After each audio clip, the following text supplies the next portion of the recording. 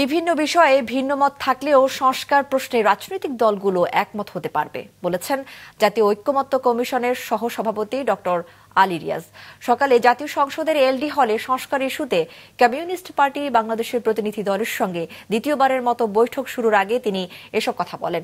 জুলাই অভ্যুত্থান জবাবদিহিতামূলক সমতার বাংলাদেশ গড়বার সেই সুযোগ দিয়েছে, যা বাস্তবায়নের সব দল এগিয়ে আসবে বলেও আশা করেন তিনি।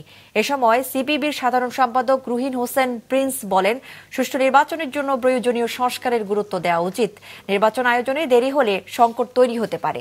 মুক্তিযুদ্ধের বিষয়ে বিতর্ক বন্ধের পদক্ষেপ নেওয়ার আহ্বান জানান তিনি।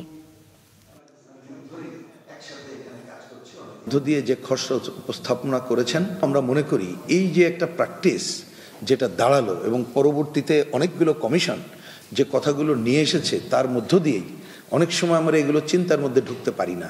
সুতরাং এই চিন্তার মধ্যে আমরা যে ঢুকতে পারলাম এবং যদি এই চিন্তার মধ্যে দেশের মানুষকে ঢুকাতে পারি, সেইটা আমরা এক ধাপ অগ্রগতি বলে মনে করি।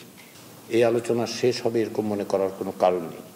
এটা একটা দীর্ঘ সংগ্রামের পথ, যে সংগ্রামের পথে আপনারা দীর্ঘদিন যাবত আছেন, বাংলাদেশের নাগরিকরা আছেন, বাংলাদেশের মানুষ লড়াই করেছেন এবং এখন এই কাঠামোগত পরিবর্তনের জায়গাগুলোকে আরও সুনির্দিষ্ট করা এবং সেগুলি বাস্তবায়নের পথ খুঁজে বের করাটাই হচ্ছে আমাদের কাজ।